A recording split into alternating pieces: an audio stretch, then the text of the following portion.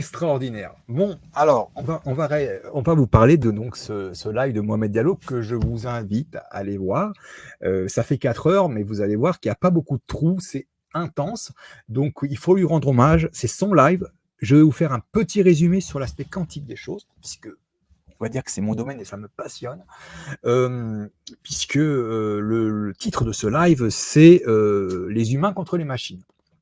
Juan Esteban, la personne interviewée, l'a été par 2 personnes qui ne l'ont pas laissé respirer parce qu'il balance beaucoup de vérité. Alors, Juan O7, si vous le comprenez, Juan, 0, O07, 17. Hein, bon, donc, c'est déjà tout un programme. Et c'est quelqu'un qui nous avertit de beaucoup de choses, et dont des choses qui n'étaient pas très agréables, mais il dit à peu près tout ce qui se passe. Il ne donne pas de date, mais globalement, il est dans le juste.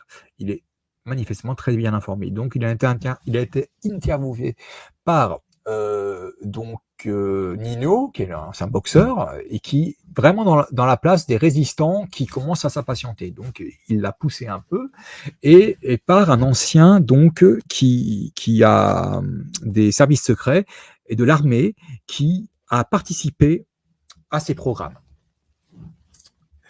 Donc ce qui nous est dit là, c'est que nous sommes en guerre, c'est la 4e guerre mondiale, parce que je vous ai expliqué que la 3e a déjà eu lieu.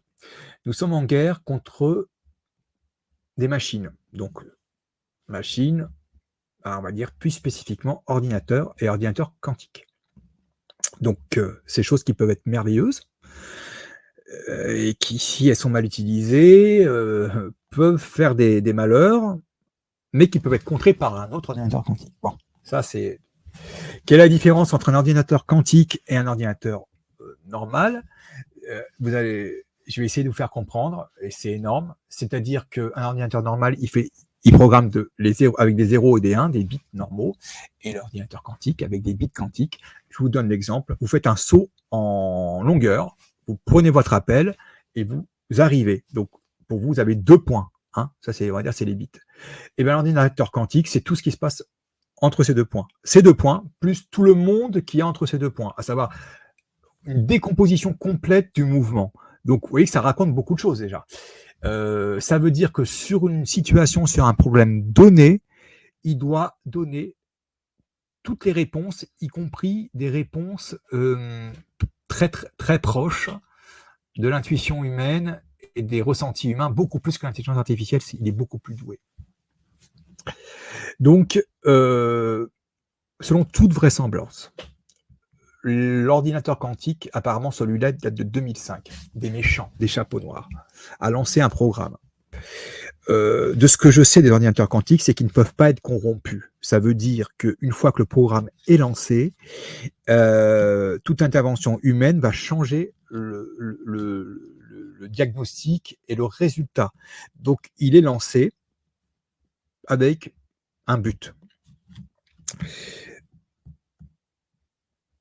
Et les humains qui ont lancé ça ne veulent pas notre bien, c'est évident, mais quelque part sont maintenant dépendants de l'ordinateur, parce qu'il est beaucoup plus intelligent qu'eux, et il y en a plusieurs.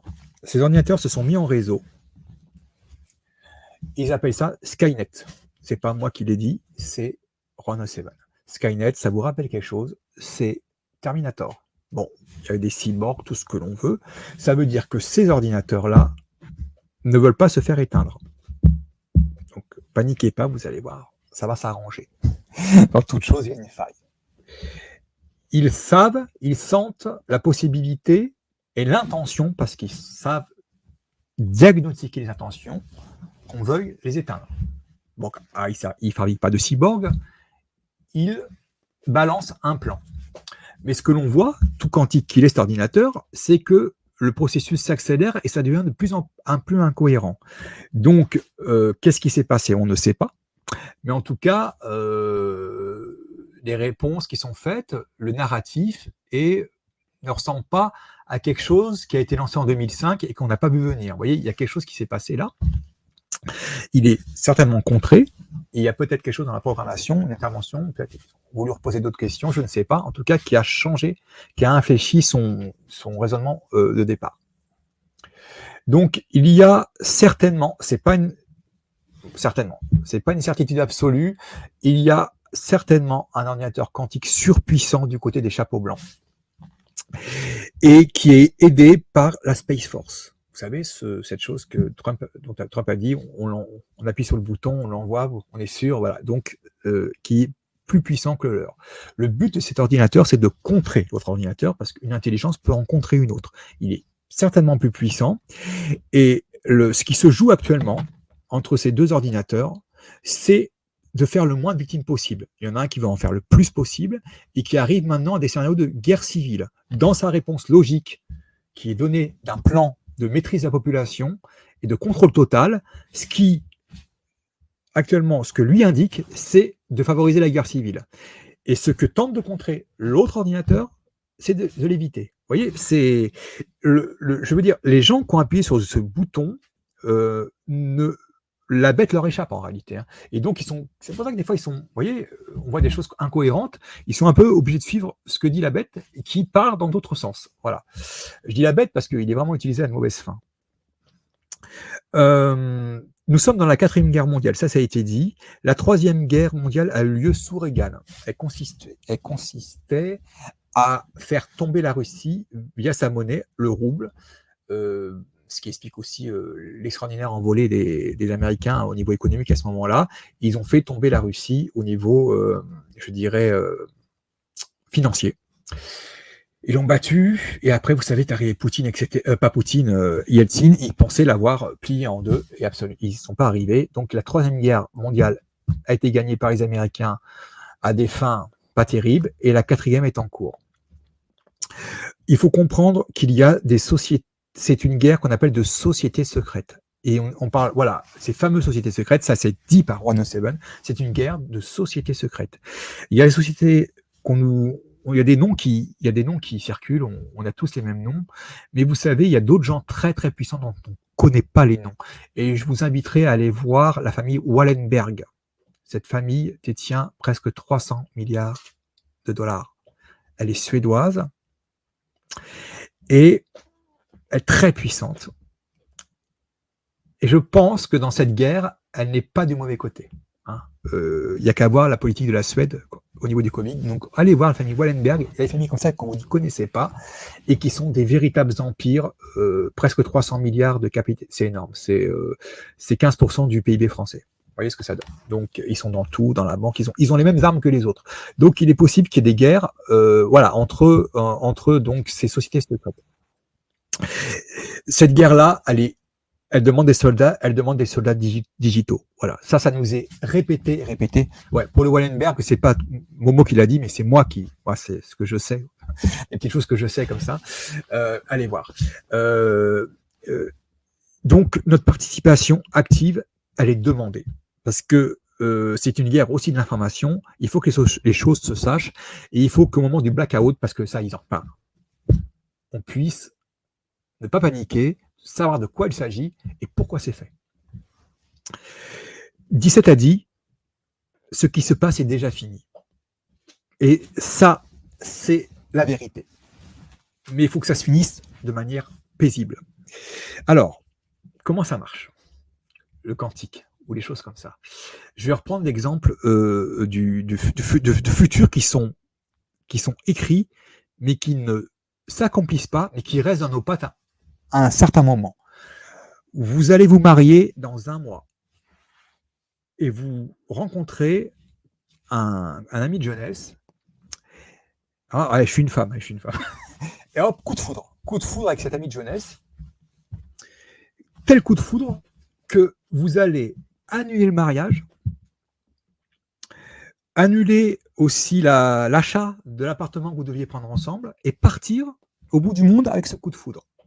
Ok, vous avez choisi un autre futur.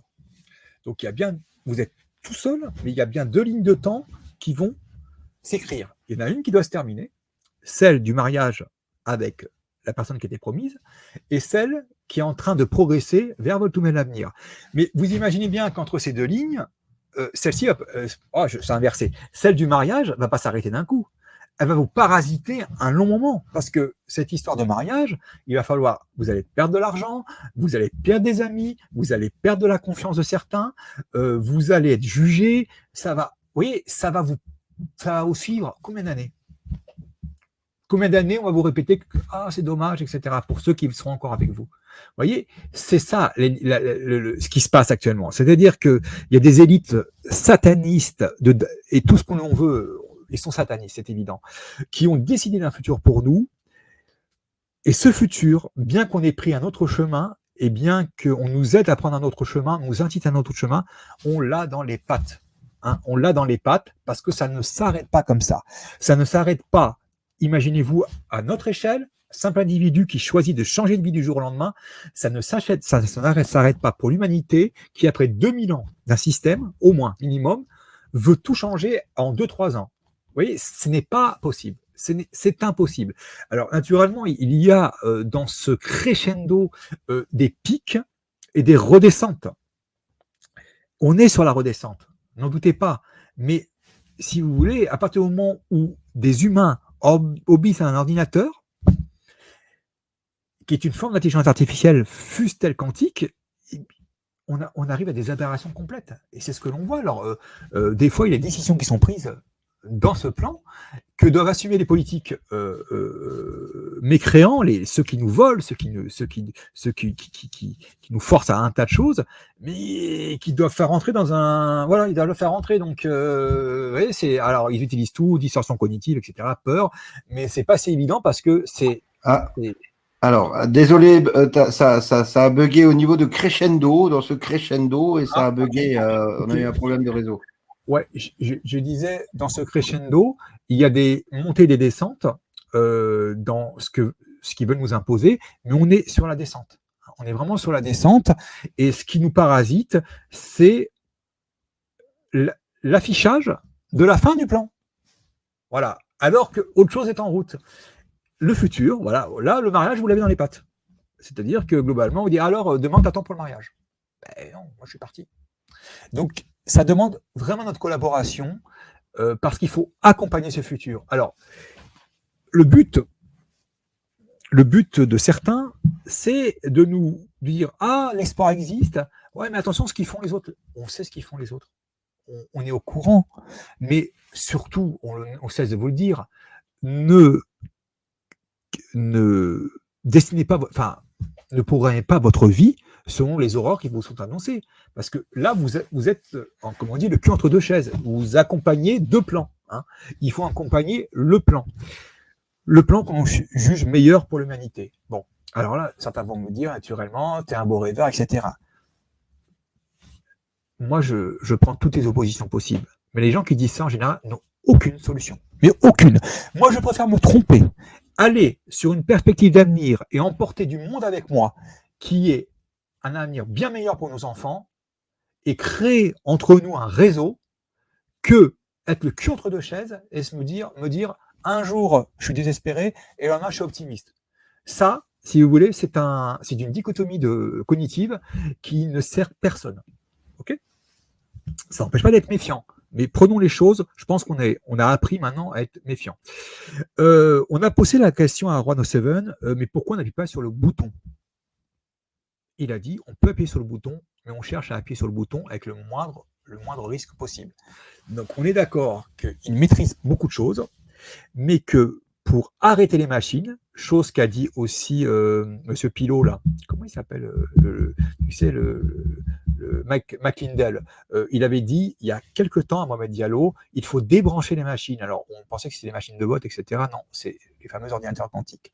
Mais on ne les débranche pas comme ça, parce qu'ils se sont, je dirais, ils vont pas cesser de les brancher. Voilà, c'est ce qui se passe. Donc on est vraiment face à la prise de contrôle pendant un temps par l'intelligence artificielle du monde, et ça aboutira par une chute de ce système et par le fait que la nouvelle société sera mise avec beaucoup de garde-fous pour empêcher que ça se reproduise. Parce que c'est toujours ça. C'est bien beau d'abolir un système, mais il faudra apprendre, il y aura beaucoup plus de cadrage sur ce que l'on peut demander à un ordinateur. Trump fait partie du remède. C'est le matador. Hein, donc le rôle de ce type, c'est incroyable parce que il les amène un peu où il veut et il les excite beaucoup. Il leur fait perdre du temps, de l'énergie et il joue le rôle du matador. Hein. Donc il les fait se dévoiler un peu plus chaque jour pour que nous, soldats digitaux, nous réveillons, nous on est réveillés, mais que ça réveille d'autres soldats digitaux. Hein, parce que cette guerre est une guerre d'information. D'accord ? Plus nous sommes nombreux, plus nous pourrons atteindre le nombre critique qui fera en sorte qu'ils vont débrancher.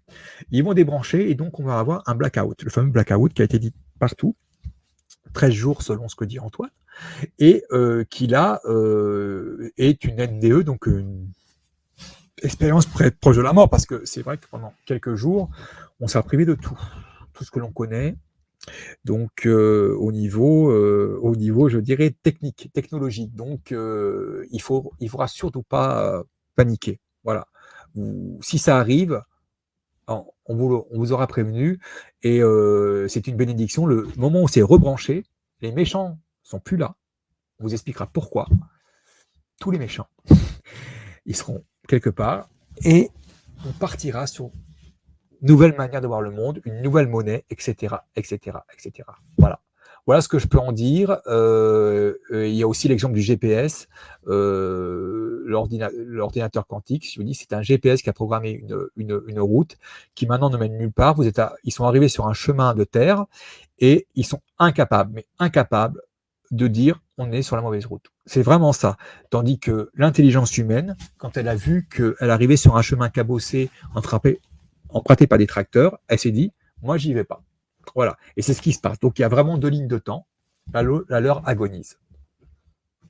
C'est tout ce que j'ai à dire, mais c'est important parce que je sais que beaucoup vont regarder le live de Momo et ça parle de quantique et voilà, moi, j'aime ça.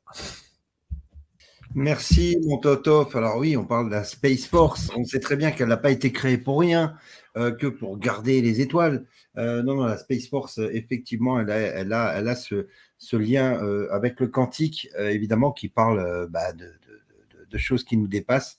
Et je ne vois pas mieux que la Space Force pour gérer cela. Et c'est bien pour ça que Trump l'a créée.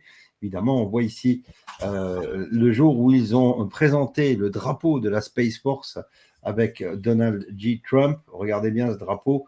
Alors, on y voit des étoiles, évidemment. On y voit le fameux une espèce de vaisseau avec la planète quadrillée.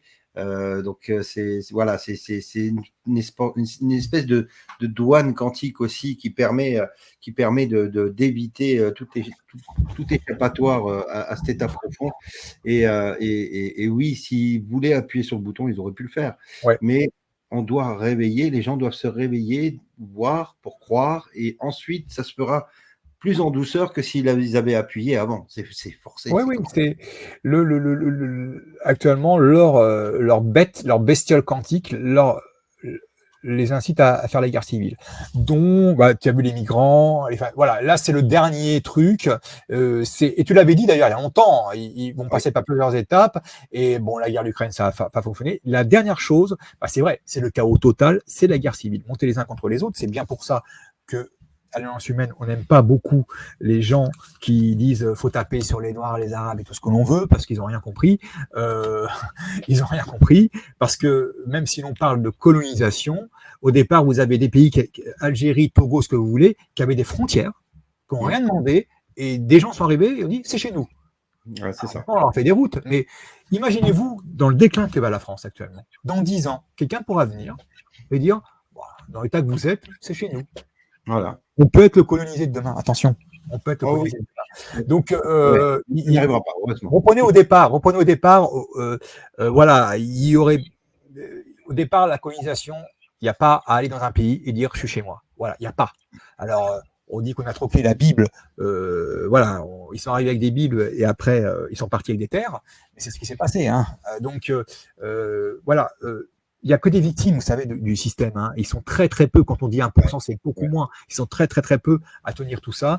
Et j'en veux pour preuve qu'une relation à moi connaît un franc-maçon 33e degré, piqué, voilà, qui s'est fait et qui développe un tas de saloperies et qui a été voir mon pote, petit complotiste, il a dit qu'est-ce qu'il y a dans cette merde. Vous voyez ? ils sont pas tous au courant, hein. Donc, Non, et ils sont pas tous au courant. Donc, voilà, très peu savent en fait ce qui est prévu et voilà, il faut lutter contre ça. tu sais, je suis en train de voir Eric Curetti qui est en train de me marquer les Gardiens de la Galaxie, tout ça. Mais dans tous les films, on nous a montré la vérité, dans les Absolument, Avengers, avec des absolument. ordinateurs quantiques et Ouais. des choses comme ça. On nous a montré la vérité dans beaucoup, beaucoup de films. Mais On pensait que c'était de la science-fiction, en fait, enlever le non-fiction, tout simplement. c'est C'est de la ça, science. C'est de la science. ça c'est extraordinaire parce que regarde, à un moment donné, on est quand même guidé parce que toi, tu viens, tu fais ton info, j'intègre l'alliance humaine, et je dis, il faut que je parle de ce quantique. Parce que, mais qui me guide à aller vraiment là-dessus? Qui vous guide, vous, dès la première mission, à être étonné, certains subjugués, d'autres complètement perdus, mais au moins interloqués? Qu'est-ce qui fait que ces notions complètement abracadabrantes, selon ce que l'on connaît du monde, vous ont intrigué?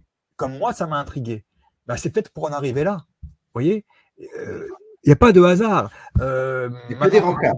Voilà, quand on parle de quantique, pareil, alors, imaginez par rapport aux moutons. Hey, les amis, Regardez le film Lucie. Dans le film Lucie, voilà, on vous l'avez tout, vous avez tout. Et même dans le cinquième élément, il y a le début avec l'ombre qui arrive. Merci à Véro Gosset qui vient de me le noter. Lucie, c'est mal accueilli par les gens qui suivent Besson, mais très bien accueilli par ceux qui ont des notions. Voilà, parce qu'à la fin, on finit par de la matière noire. Je ne sais pas si vous vous en rappelez. Hein, voilà. Donc, je pense que voilà, il y a des fois, on se réveille un matin, on dit il faut que je parle de ci, de ça, et